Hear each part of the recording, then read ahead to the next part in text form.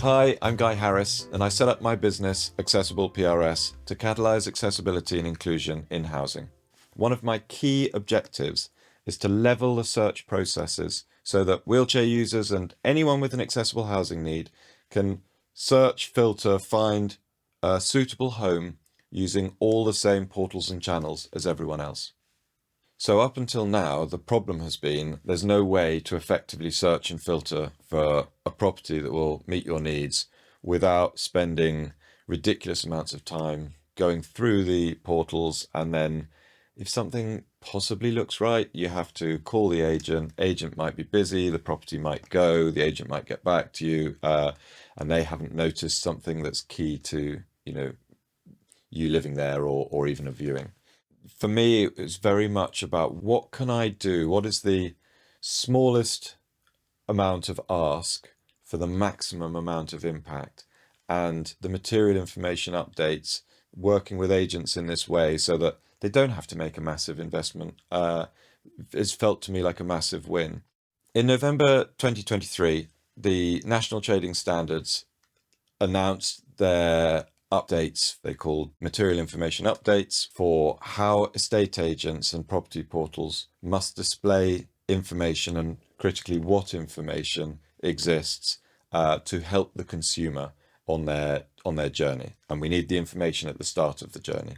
And so on the back of the work I've been doing with estate and letting agents, we have 3 new property attributes to help searchers find their home. The first is step-free access. This includes lifts, ramps, and level thresholds.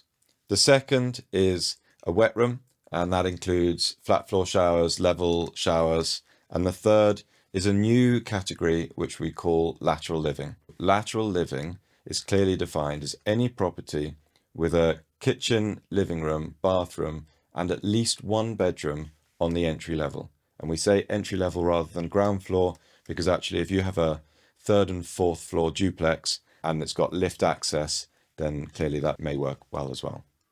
Now, lateral living is a really important one for me because as well as including properties which work, we also don't want to exclude properties that work. And so as a personal example, I've lived in a house which had a 1st floor, we had a bedroom and bathroom up there, and I couldn't go there, but it didn't matter. We meant we could have guests to stay. It was great for my partner at the time, and we had all the room we needed downstairs. So these property attributes, in line with an updated photographic brief, and I'm also working with companies that produce all the videos and photos for the agents, will give you much more knowledge to pass what I call the 3 a.m. test, i.e., can I go online in the middle of the night, have a look through and know which properties are going to work for me so that at 8:30 or whenever the estate agents open, I can be the first to book the viewing. This means that for the first time, we can take the needs of, say, wheelchair users and make them about property and search via those attributes in a way that the property industry understands and can put out there. So now there are 2 things that we need to do.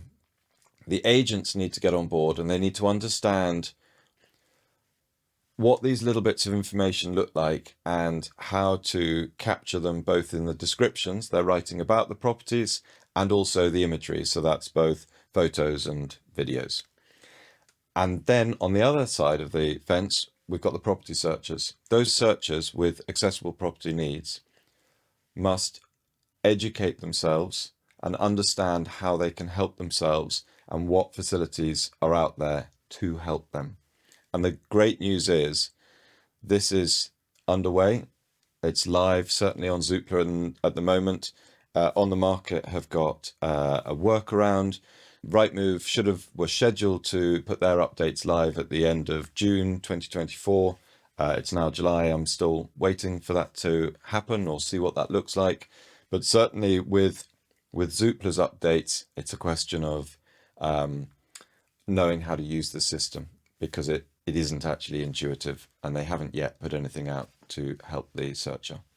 We want to make it as easy for the agents as possible and also as easy for the portals as possible to capture that data. It's a belt and braces approach, and therefore as helpful and as useful and as clear to the searcher. I guess my frustration at the moment is I don't think it's that clear and easy for the searcher. It is happening, it's working.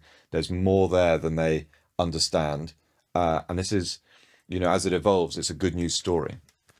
In another video, I will go through a screen grab of working on the portals to show how it works. There are 3 major portals, obviously. We've got Rightmove, Zoopla, and On the Market, and they differ in how they've implemented the material information's updates. On the Market uses the Rightmove live data feed, so they're somewhat limited into how they can present their information, but they've done some really cool workarounds that we need to talk about. And Zoopla have been very easy to work with, but at the front end, at the search end, we need to know that they don't have just a filter box that we can tick. They do it by using a search box. And so we need to know the terminology and input the right keywords and key phrases in to get out what we need. There are lots of nuances in the search. So when you go onto a property portal and you search using a whole key phrase rather than a shorter keyword, property portals can't exclude properties, and so they prioritize. And so any property with that whole key phrase will come up to the top of the search results before the portal breaks it down into smaller key phrases and eventually individual words. So if, for example, you use a keyword accessible, that can be confusing because they might say this house is accessible to the library or the shopping centre or the high street. And so that'll start bringing up false positives, which you don't want in there. And this means that if we standardize our search phrases for accessibility, and those get used in their entirety by the agents when they're listing the property, and by the CRM platforms when you tick a filter box and it all appears in the portal in the right way, then what we do is we start honing down on the information that we want, and we only get that information. And so it might be that dedicated accessible parking for a disabled bay, that's a description from planning regs, but it's also a standardized phrase. And so when the agent puts dedicated accessible parking into the content, into the property description, then that's a must for you, and you put that whole phrase into the key box, you're only going to get what you want to get, and it's going to prioritize, and that's good news. The beauty of this is that by standardizing everything, everyone can get on board, and no one has to spend money reinventing the wheel. No one has to hire extra staff. We're just becoming familiar with something that's in everyone's best interests to work together on, and to use the same words, the same phrases, the same systems.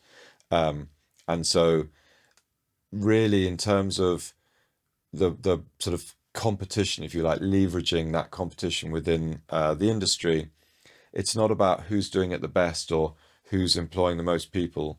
It's as binary as who's choosing to understand it and who's choosing not to do anything. The search criteria is a really interesting conundrum, because clearly it would be amazing to have a very detailed and prescriptive set of criteria, almost like Airbnb have done when they bought Accomable. The problem with having that is twofold. Number one, our housing stock isn't accessible, and therefore to have that level of detail is meaningless.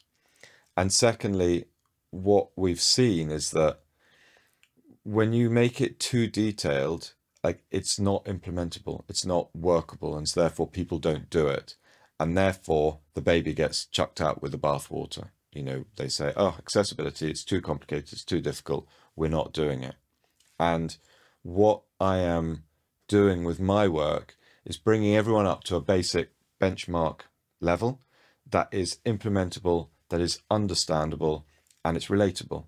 And so as a familiar and normalized part of the housing or the marketing process, it's as obvious as post-COVID working from home. Like, agents will spot a working from home opportunity, they'll mention it where it's relevant, or maybe they'll include it in the description. It's that simple.